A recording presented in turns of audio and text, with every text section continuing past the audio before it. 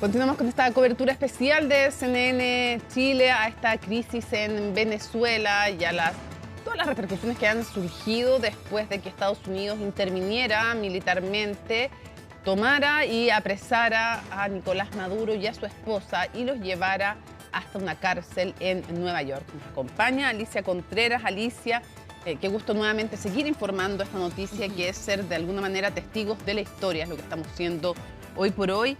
Y es bueno resumir un poco lo que ha sido la jornada, ir recapitulando para quienes se van reincorporando o incorporando a nuestra sintonía en una jornada en que uno podría decir que las noticias básicamente son tres.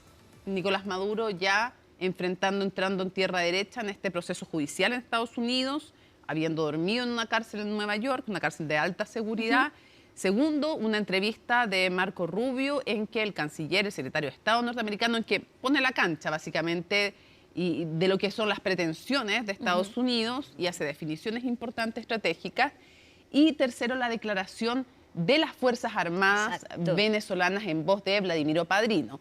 No diría que son los tres ejes de hoy día. Exactamente. Partamos entonces con la situación de Nicolás Maduro. Entonces ya está tras las rejas, ya está detenido en territorio estadounidense Nicolás Maduro junto a su esposa Cilia Flores. Y tenemos la imagen entonces de la prisión en Brooklyn donde está Nicolás Maduro. Esta misma prisión que albergó también a figuras públicas bastante conocidas, por ejemplo, el Chapo Guzmán. Y ya está confirmado que mañana, lunes, al mediodía, va a ser la audiencia, la primera audiencia de Nicolás Maduro. Va a ser al mediodía de hora de Nueva York, 2 de la tarde para nosotros. Va a ser entonces...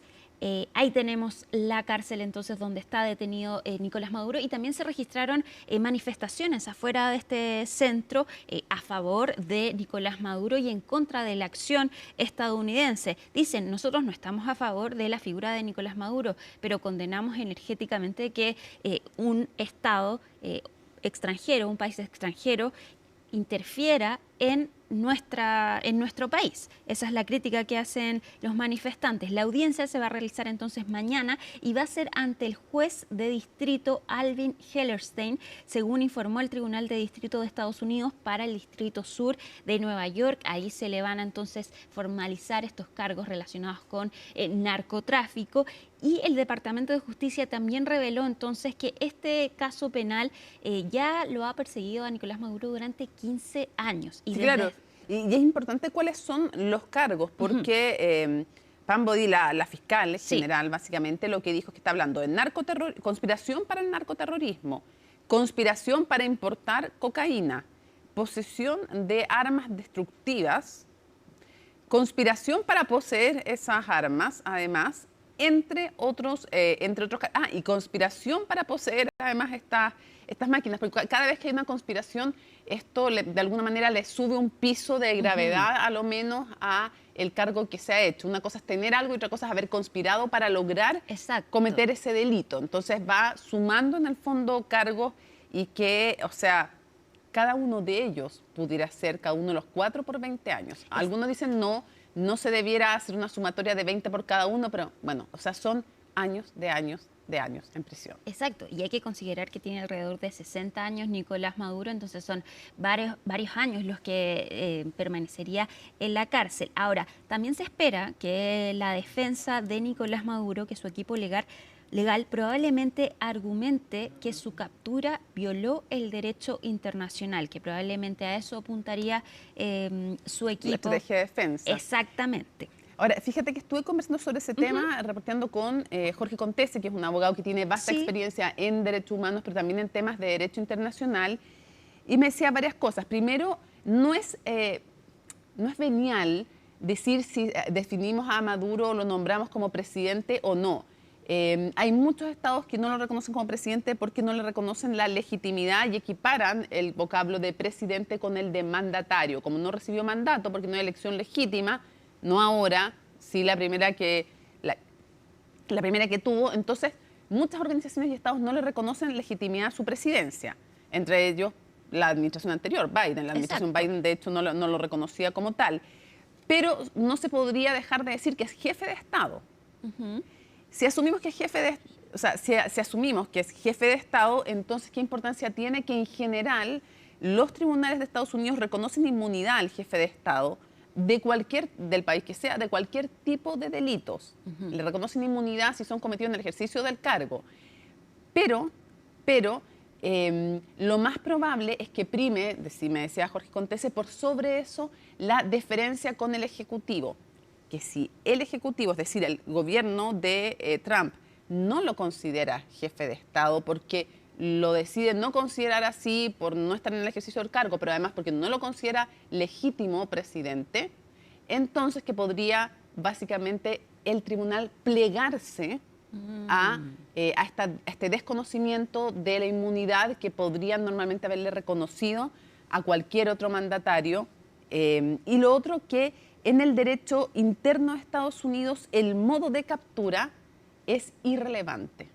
Ah, mira. Hay una, bueno, lo hemos visto en diferentes ocasiones, cómo agarran en cualquier lado, no solo Estados Unidos, también otros países, y si una persona fue secuestrada violando el derecho internacional o nacional, pero es presentada ante un tribunal de Estados Unidos, se considera que tiene jurisdicción y no da relevancia. Es lo que ha hecho por lo menos en 4 o 5 casos el tribunal a la forma de captura. Bueno, el último caso fue Noriega, Manuel Noriega, que también lo condenaron por tráfico de drogas en los El último 90. caso de presidente, pero Exacto. hay otros dignatarios y hay otros, en el fondo, personalidades que han sido capturadas así, violando derecho internacional, pero no se mete con eso el tribunal si es que son presentados ante un tribunal. Esa ha sido, ahora, de nuevo, al igual que Chile, la jurisprudencia es caso a caso. O sea, una jurisprudencia anterior no obliga al tribunal. De alguna manera va dando ciertas orientaciones, pero no es como el derecho británico, que el derecho se va escribiendo por la jurisprudencia. Aquí no. No es obligatoria, pero te da alguna orientación y en general no han considerado como relevante. Aquí es un análisis técnico el que me está haciendo Jorge Contense, no de si a él le gusta o no le gusta que las cosas sean así, sino que como las cosas son normalmente, y me parece que es una perspectiva interesante para tenerla en cuenta, aun cuando el tribunal no es favorable a Trump. No, fue designado por Bill Clinton, el juez, de hecho, ya tiene cerca de 90 años. Ya, eso por un lado. Ya. Vamos a la segunda noticia del día y vamos ahora con Vladimir Padrino. Habló Vladimir Padrino, habló respaldado por las Fuerzas Armadas. Full. Sí. Habló durante la tarde y finalmente le entregan el apoyo a Delcy Rodríguez, presidenta interina entonces de Venezuela. El Tribunal Supremo de Justicia ya ordenó que ella asuma, dado que no está Nicolás Maduro en el país. Y no solo eso, también insisten en que acá Nicolás Maduro fue secuestrado y exige la liberación entonces de el líder venezolano. Escuchemos lo que dijo Vladimir Padrino. Exigimos la rápida liberación del presidente constitucional de la República Bolivariana de Venezuela. Exigimos su liberación. Está secuestrado el presidente Nicolás Maduro y la primera dama de la República, la doctora Cilia Flores de Maduro. Un acto de profunda hazaña, que ya siendo contra el presidente legítimo de Venezuela, también esa hazaña se desató contra una mujer de valores, cristiana, una mujer de principios, que también se la llevaron esposada. Valiente mujer. Nosotros desde aquí exigimos la pronta liberación de nuestro comandante en jefe, del presidente de todos los venezolanos y venezolanas y de la primera dama de la República, la doctora Cilia Flores.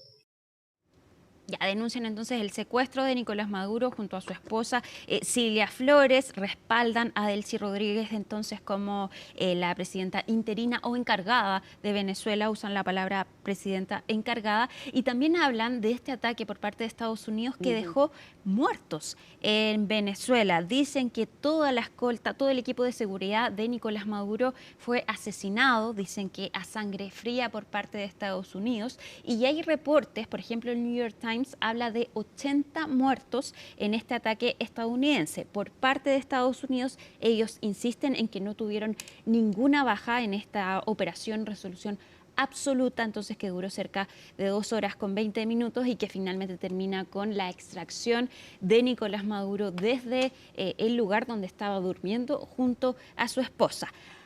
Escuchemos entonces lo que dijo Vladimir Padrino respecto entonces de las muertes que dejó este ataque por parte de Estados Unidos. La Fuerza Armada Nacional Bolivariana rechaza contundentemente el cobarde secuestro del ciudadano Nicolás Maduro Moros, presidente constitucional de la República Bolivariana de Venezuela, nuestro comandante en jefe, y de su señora esposa, la primera dama, doctora Cilia Flores de Maduro. Hecho perpetrado ayer, sábado 3 de enero, de los Corrientes, luego de asesinar a sangre fría a gran parte de su equipo de seguridad, soldados, soldadas y ciudadanos inocentes. Respaldamos plenamente el decreto de estado de conmoción exterior en todo el territorio nacional, previamente suscrito. En este mismo sentido, el gobierno bolivariano garantizará la gobernabilidad del país y nuestra institución continuará empleando todas sus capacidades disponibles para la defensa militar, el mantenimiento del orden interno y la preservación de la paz. Mañana también se va a instalar la Asamblea Nacional, la Asamblea Legislativa en Venezuela, porque hubo elecciones hace poco legislativas.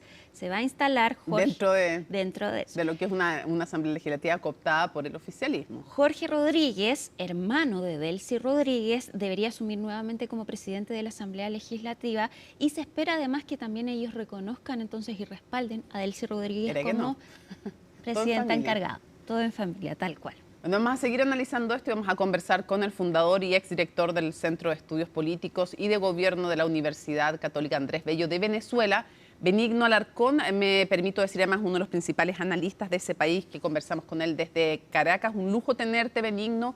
Muchísimas gracias por acompañarnos, que en lo personal tengo que reconocer públicamente, me nutre además con informes permanentes que hace de la situación de Venezuela. Quisiera primero preguntarte cuál es tu opinión respecto a esta operación militar que ha realizado, cómo la denominas tú, la operación realizada por Estados Unidos, y cómo definirías tú en qué momento está hoy Venezuela.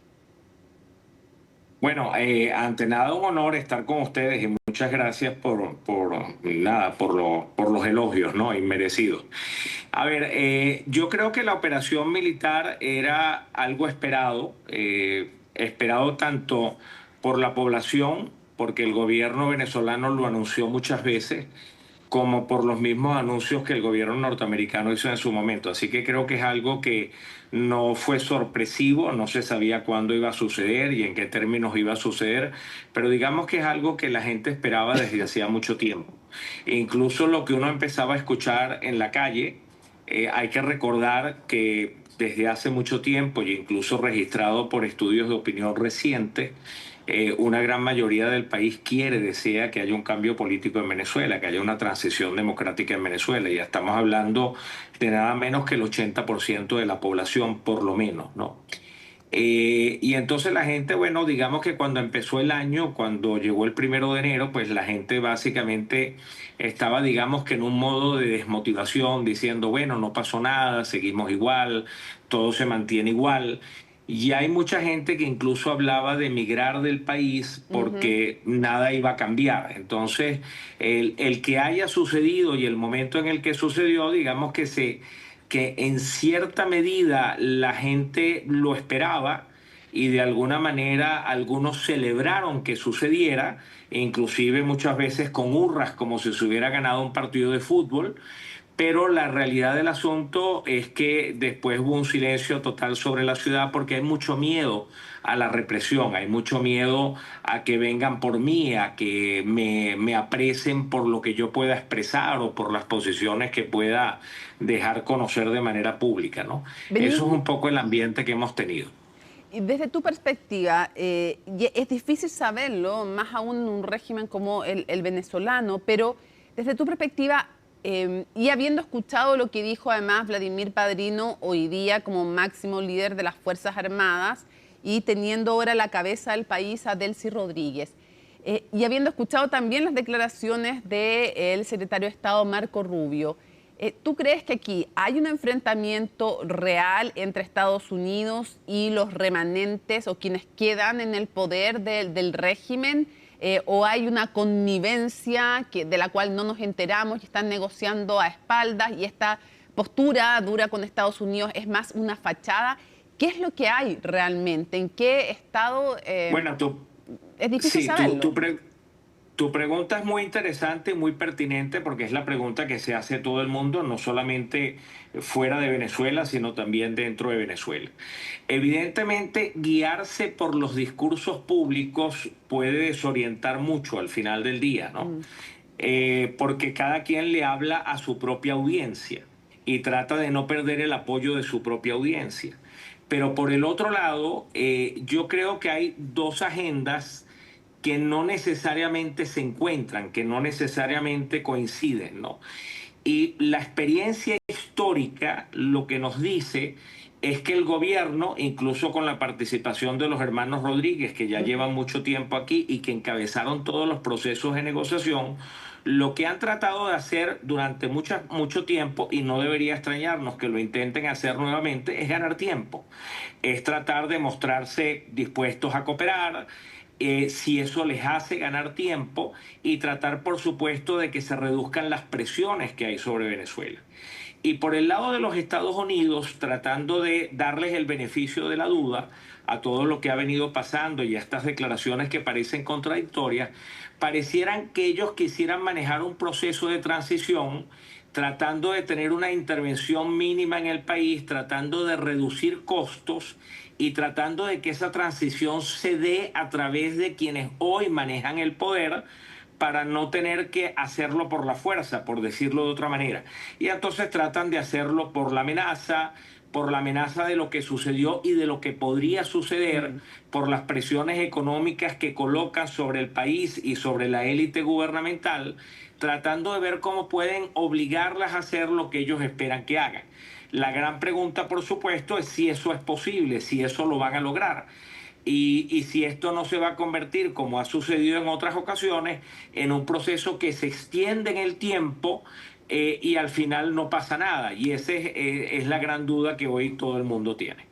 Benigno, Alicia, por acá. ¿Y en qué pie queda entonces la oposición? Porque vemos que al parecer no está involucrada en ningún tipo de conversación. Ayer Donald Trump decía que María Corina Machado no tiene el apoyo ni el respeto dentro de Venezuela, a pesar de que ellos apoyaron las elecciones, el resultado de las elecciones, si es que Edmundo González entonces era el presidente electo. Eso queda atrás ahora, y hoy Marco Rubio habla de Machado, pero dice, bueno, no está dentro del país, y es por eso, esa es la razón por la que Estados Unidos no estaría apoyando que la oposición liderara el país. ¿En qué pie queda entonces toda la oposición venezolana? Bueno, a ver, yo no tengo muy claro de que la razón por la que se da la respuesta que se da tenga que ver con el hecho de que María Corina no esté en el país. Ponerla en el país es muy fácil, ¿no? Sí. O sea que ese no es el problema aquí al final del día. El problema al final del día es qué costo tiene sostener a un gobierno que no controla la institucionalidad en Venezuela. Yo me imagino que esa debe ser la duda que debe tener el gobierno norteamericano. Y entonces, ¿cómo logramos hacer una transición con quien controla la institucionalidad, e incluso logramos hacer cambios dentro de las instituciones para que el próximo gobierno pueda sostenerse por sí mismo? Yo me imagino que eso es lo que está planteado. Y hay que recordar que en esa entrevista, que creo que debe ser la misma que dio Marco Rubio el día de hoy, cuando se le pregunta por nuevas elecciones, a pesar de que esa ha sido una hipótesis que ha estado rodando por allí, él contestó palabras más, palabras menos. ¿Para qué nuevas elecciones? Ya hubo elecciones. Benigno, te invito a que escuchemos justamente, para que sigamos conversando, para que escuchemos una de esas partes de esa entrevista en MSNBC que dio hoy el secretario de Estado Marco Rubio. Escuchemos.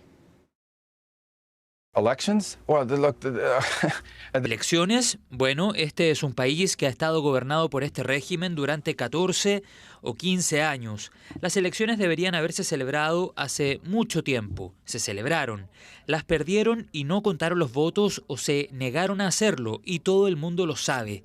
Así que todo eso creo es prematuro en este momento. Hay mucho trabajo por hacer ahora mismo. En lo que nos estamos enfocando, y hay que ser realistas, son todos los problemas que tuvimos con Maduro. Todavía los tenemos, problemas que necesitan ser abordados. Vamos a dar a la gente la oportunidad de abordar esos desafíos y esos problemas.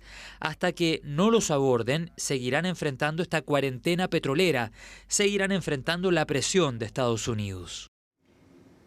Elecciones ni hablar, está claro después de lo que dice Marco Rubio, no está dentro del plan, por lo tanto no parece. Y sí habla efectivamente, dice, no tiene mando militar María Corina Machado en esta y en otra entrevista más que da. Entonces, claro, la pregunta es, ¿en qué está el ejército, Benigno? ¿Es posible pensar que un nuevo régimen encabezado por quien sea, por Edmundo González, por alguien que surja de nuevas elecciones, puede ser leal, un ejército que está tan intrincado con el chavismo, con el madurismo, con el chavismo incluso iría más que el madurismo? ¿Es posible pensar que sea leal a un nuevo gobierno no chavista? Bueno, como puedes imaginarte, responder esto aquí es especulativo, ¿no? Pero mi apuesta es que sí sería posible. Yeah.